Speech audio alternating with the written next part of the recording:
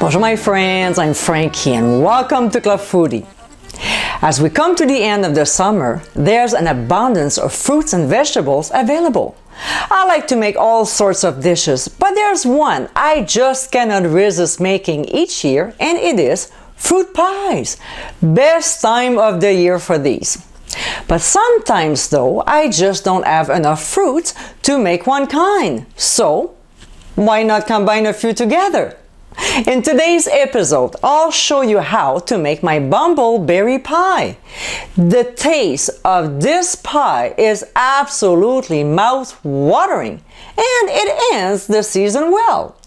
It's not complicated to make, and it's the perfect dessert to finish a meal. So my friends, let's get cooking!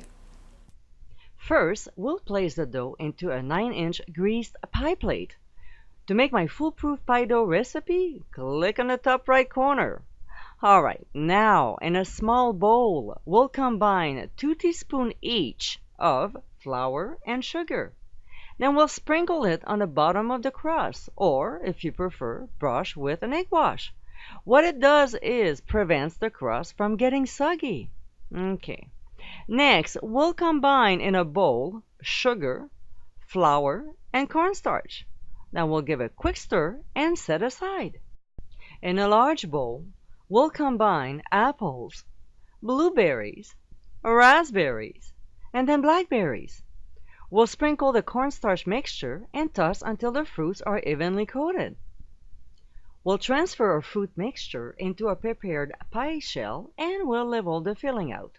You can use a spoon or a spatula, whatever works for you. We'll also pour some lemon juice over. Then we'll dot the fruit mixture with butter, trying to place them uniformly on top.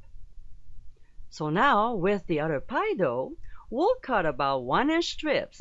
This is only if you want to make a lattice pattern. Otherwise, just put the pie crust on top as is and cut a few slits. The technique for lattice pie dough is to place 5 strips one way and 5 strips the other way. So of course, we'll use the longest strips we've got for the middle and work our way out with smaller pieces. After the 5 strips are placed, we'll fold every other strips back, but only halfway. So we'll fold this one and this one. Then we'll place another long strip in the middle, the opposite way. So the 2 strips that were folded back, we'll bring them over and we'll fold the other 3 strips back before placing another strip of dough, just like this. Then we'll bring these 3 strips over, just like this. It might be a little puzzling, but really it's not complicated. If you're not sure, just watch it again. So we'll continue doing this until the 5 strips of dough are placed and weaved. Let's do it again from the other side. See, we'll take this one, and this one. Now we'll place another strip and fold them back over. Let's do the last one. Fold back and bring them back over. Alright, so now that the weaving is done, we'll remove any excess dough. Next, we'll fold the end of each strip under and press together, just like this. And we'll press gently around the edge, making sure the strips stay in place while baking. Now, to make it look pretty, we'll crimp the edge of the dough. Use whichever technique you feel comfortable with. To make the crust nice and golden brown, we'll brush milk, or cream if you prefer, all over the strips and around the edge. For the final touch, we'll sprinkle a generous amount of white sugar over the pie before placing the pie crust shield.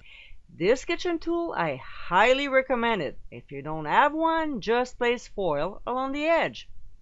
Then we'll transfer our Bumbleberry Pie into a 400 degrees preheated oven and bake for 50 to 60 minutes or until the dough is brown and the filling is bubbling. We'll let it rest on a wire rack for at least 20 minutes.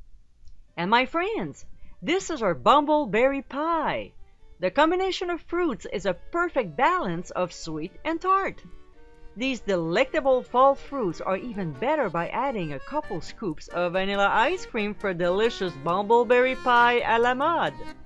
I hope you give it a try soon, and be sure to visit clubfoodie.com for ingredient amounts and more info. Until next time, my friends, bon appétit!